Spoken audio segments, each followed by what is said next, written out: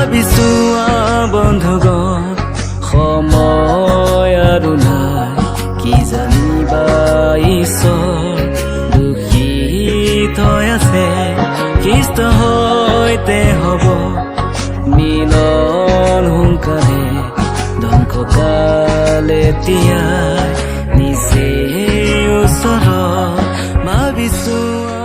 প্ৰভু যীশু খ্ৰীষ্টৰ মধুৰ আৰু শ্ৰেষ্ঠ নামত আপোনালোকক অভিনন্দন। পবিত্ৰ বাইবেলৰ ৰোমিয়াবিলাকৰ প্ৰতি পত্ৰৰ 8 অধ্যায় 1 পদত আমি এইদৰে পঢ়োঁ যে এই কাৰণে যীশুখ্ৰীষ্টত থকাবিলাকলৈ এতিয়া কোনো দণ্ডাজ্ঞা নাই। প্ৰভু যীশুখ্ৰীষ্ট পাপী মানুহৰ পাপৰ বোজা নিজৰ ওপৰত লৈ নিজে নিজকে বলিদান কৰি দিলে আৰু নিজৰ বহুমূলীয়া তেজেৰে তেওঁবিলাকৰ বাবে প্ৰায়শ্চিত হৈ ৰ'ল। যিবিলাকে তেওঁত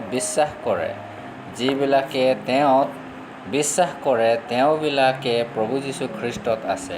প্ৰভু যীশুখ্ৰীষ্টই তেওঁবিলাকৰ সকলো দণ্ড সহিলে আৰু এতিয়া প্ৰভু যীশুখ্ৰীষ্টত সুৰক্ষিত আছে।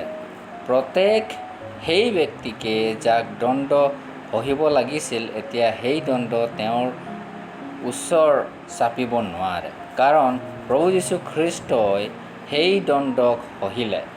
পৰমেশ্বৰৰ প্ৰকোপ, নৰকৰ দণ্ড, পাপৰ দাসত্বৰ বন্ধনৰ পৰা এতিয়া সদা সৰ্বদাৰ কাৰণে পৃথক কৰি দিলে, অৰ্থাৎ এতিয়া তেওঁবিলাকৰ কাষৰ পৰা দূৰ গুচি গ'ল। এই পৃথকৰ কাম তেওঁ সিদ্ধ কৰিলে।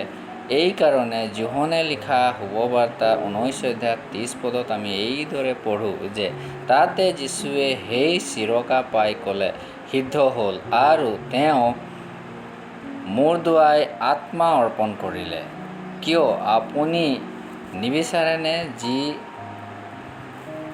প্ৰভুৱে পৰমেশ্বৰৰ প্ৰকোপ, নৰকৰ দণ্ড, পাপৰ দাসত্বৰ বন্ধনৰ পৰা পৃথক কৰিবলৈ নিজকে দান কৰিলে, তেওঁ আপোনাৰ প্ৰভু আৰু উদ্ধাৰকৰ্তা হওক। ধন্যবাদ।